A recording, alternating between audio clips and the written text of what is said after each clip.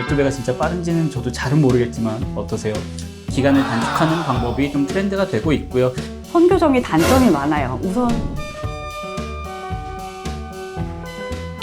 안녕하세요. 치과 엄니 백의선입니다.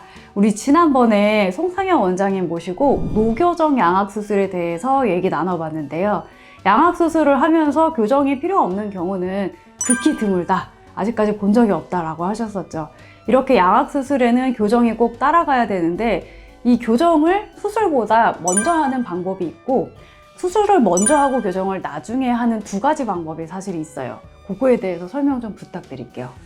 이제 설명을 드리자면은 그동안에 계속 발전이 이루어오면서 클래식하게 했던 방법은 이제 술전 교정, 수술 전에 교정을 한 6개월에서 1년 정도를 해요. 그리고 어느 정도 수술할 때 교합이 맞다 싶으면 그때 이제 교정과 선생님들께서 저희 보내주시면 수술을 하고 또 저희는 수술을 하고 회복 기간을 약 한 달 정도 거치고 이제 새로운 턱 위치에서 이제 교합을 잘 하게 되면 다시 교정과 선생님들께 보내드려서 또 한 6개월에서 1년 정도를 이제 후 교정을 하게 되는 게 클래식한 양악수술의 방법이었습니다.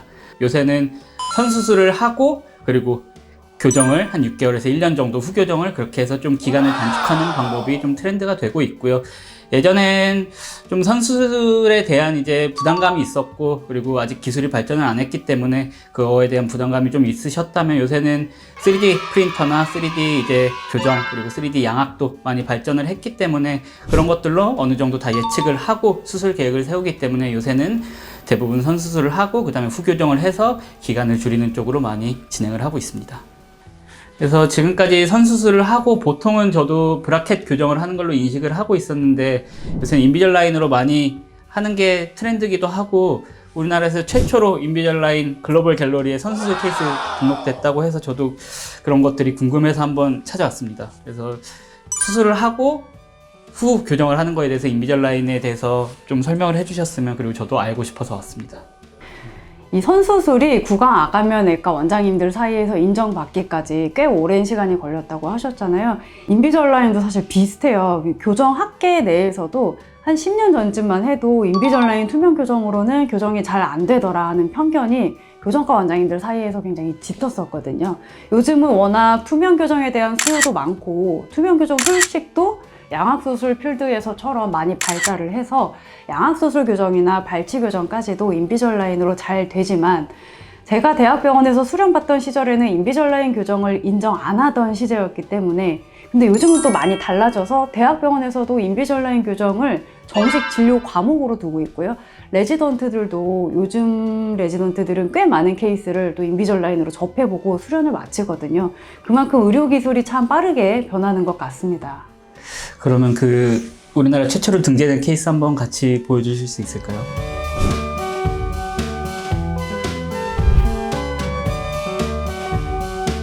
저는 인비절라인으로 수술 교정도 많이 하니까 또 그런 좋은 케이스들이 나오는 것 같습니다.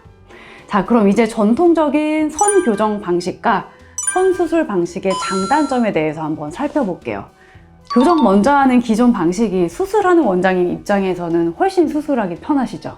사실은 이제 수술하는 입장에서는 이렇게 어느 정도 치아가 레벨링이라 그러죠. 어느 정도 좀 맞춰져 있고 그리고 수술할 때 교합이 훨씬 안정적이고 그럼 장치도 얇아지고 그리고 고민할 것도 적어지고 그래서 계획할 때부터 수술할 때까지 훨씬 편합니다. 그리고 이제 환자분들이 수술하고 오셨을 때 케어하기도 브라켓이나 뭐 인비절라인 뭐든 붙어 있으면 훨씬 편하고요. 그렇지만 환자분들을 위해서 이제 선수술을 하게 되면은 교정과 선생님들도 되게 많이 고민하시고 수술하는 의사 서전 입장에서 굉장히 고민을 많이 하는데 그래도 환자분들의 전체 기간이 단축되고 외모 개선이 빨리 될 수 있다는 것에 만족하면서 저희가 이제 수술하면서 고생하는 거나 이렇게 교정하시면서 고생하시는 거는 그렇게 중요한 건 아닌 것 같고요. 그래도 먼저 이렇게 안모 개선이 되고 뿌듯해 하시는 거 보면 굉장히 기쁘게 생각하고 있습니다. 교정 측면에서만 보면 환자 입장에서는 사실 선교정이 단점이 많아요. 우선 선교정, 즉 술전교정은 보통 짧으면 6개월, 길면 1년 이상을 하기도 하잖아요. 이 선교정 기간 동안 윗니, 아랫니 차이를 오히려 더 벌려놓는 쪽으로 보통 교정을 해놓기 때문에 예를 들면 주걱턱이신 분들은 위아래 반대 교합이 원래 있었는데 이게 더 심해지는 쪽으로 치아가 움직이니까 외모상으로는 주걱턱이 점점 더 심해지고 더 못생겨지는 쪽으로 얼굴이 바뀌어요. 교정하는 것도 불편한데 안 그래도 이 콤플렉스의 외모가 점점 악화되니까 이 술전 교정 기간이 아주 곤욕스러울 겁니다. 환자분들 입장에서는. 수술을 하고 나서 교정을 안 하느냐? 사실 그것도 아니거든요. 술전 교정을 하고 수술할 때 발생한 미미한 오차들이 있다면 그거를 술후 교정, 즉 양악수술 후에 진행하는 교정으로 어느 정도 또 잡아줘야 되고요. 수술이 예상만큼 완벽하게 됐다 하더라도 교합을 안정화시키는 술후 교정 기간이 또 어느 정도는 필요해요. 가장 큰 건 아무래도 외모 변화 그리고 안모 변화가 빨리 가장 먼저 일어나는 거겠죠. 그래서 비대칭, 주걱턱, 무턱 이런 것들이 수술로 개선되고 안모가 개선되고 나서 교정을 나중에 몰아서 하는 개념이라고 생각하시면 됩니다. 그래서 술전 교정 기간도 없고 환자분들 입장에서 훨씬 편하죠. 그리고 제가 알기로는 교정도 굉장히 빠르게 된다고 이렇게 알고 있고요. 그리고 논문을 좀 읽어봤을 때는 적어도 2배 그리고 논문상에선 12배까지도 빠르다고 그렇게는 알려져 있거든요. 근데 12배가 진짜 빠른지는 저도 잘은 모르겠지만 어떠세요? 12배는 조금 오반 것 같습니다.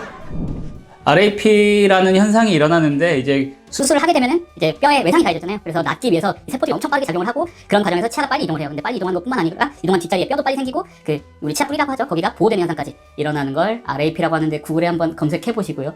아무튼 수술 먼저 하게 되면 이 RAP라는 현상을 통해서 수술 교정을 굉장히 빠르게 완성할 수 있게 되고요. 아마 서핑할 때 파도나 바람을 이용해서 빨리 하는 그런 원리라고 생각하시면 될 것 같습니다. 네, 정리하자면 양악수술 직후에 교정을 하면 우리 그냥 일반 교정했을 때보다 기간도 짧고 교정치료의 대표적인 부작용인 치근 흡수도 잘 안 생긴다. 이거는 환자분들한테 사실 엄청난 메리트죠. 처음에 그런 치근 흡수 적고 그러면 나중에 치아에 대한 그런 수명도 길어지고 그리고 교정도 빨리 끝나고 그리고 훨씬 건강한 치주로 교정이 마무리될 수 있다는 장점이 있겠습니다. 이 양악수술 후 일어나는 RAP 현상을 잘 이용하면 교정이 빠르고 부작용도 적고 장점이 많은데 이게 인비절라인 장치랑 맞물리면 시너지 효과가 더 큰 것 같아요. 이 치아를 뼛속으로 넣는 방향의 치아 이동을 함입이라고 하는데요. 인비절라인은 이 함입 이동이 아주 잘 되는 교정 방법이에요. 철사 교정보다도 더 빠르게 잘 돼요. 선수술, 양악수술 먼저 하고 인비절라인 교정을 하면 이 먼저 닿는 치아들이 빠르게 함입이 되면서 교합 안정화가 굉장히 빠르게 잘 일어납니다. 그럼 여러분들이 아마 가장 궁금하신 건 과연 내가 선수술이 가능한 케이스인가? 이게 가장 아마 궁금하실 것 같아요. 그래서 예전에는 교정과 선생님들도 그렇고 궁합외과 선생님들도 그렇고 선수술에 대해서 좀 거리낌을 많이 가졌었는데 요새는 교정의 발달도 있고 그리고 궁합외과에서 수술의 3D 발달도 있기 때문에 대부분의 케이스에서 이제 선수술이 사실은 가능합니다. 그렇지만 교정과 선생님도 오케이 하고 궁합외과 선생님도 오케이 했을 때라고 좀 이렇게 생각할 수 있겠는데 그래도 대부분의 케이스에서 선수술이 가능하니 정말 수술 생각이 있다면 내원하셔서 상담을 받아보시는 게 좋을 것 같습니다. 선수술이 가능한지 알 수 있는 여부를 보통 어떻게 알 수 있었냐면 통상 본을 떠서 모형을 만들고 수술 후 교합으로 위아래를 딱 물렸을 때 3포인트 혹은 4포인트에서 닿으면서 까딱거리지 않고 안정적으로 물리면 보통 선수술이 가능하다라고 얘기를 하고 있어요. 요즘은 교정치과에 구강 스캐너가 보편화되어 있잖아요. 본을 뜨지 않아도 예를 들면 아이테로 스캐너 같은 경우에는 올소캐드라는 기능으로 선수술이 가능한지 여부를 마우스로 클릭해서 움직여서 초진 상담 때 또 바로 알 수 있어요. 그래서 선수술이 가능하다라고 진단이 나면 내가 운이 좋은 케이스이구나 하시고 양악수술을 먼저 하는 선수술을 더 권유를 드립니다. 한 달 정도 회복 기간을 가진 후에 바로 교정치료에 들어가면 선교정 먼저 하는 것보다 기간적으로나 아니면 치근 흡수 부작용적인 측면에서나 큰 효과를 볼 수 있으니까요. 수술 원장님과 교정 원장님의 긴밀한 협진도 필요하겠고 정확한 진단도 또 중요하겠죠. 네. 네, 오늘도 송상현 원장님 모시고 선수술 교정에 대해서 같이 한번 알아봤고요. 다음번에도 또 기회가 된다면 저희가 또 모시고 양악수술, 수술 교정 이야기 한번 다시 해보겠습니다. 오늘도 시청해 주셔서 감사합니다. 네. 감사합니다, 원장님. 네, 감사합니다. 초대해 주셔서 감사합니다.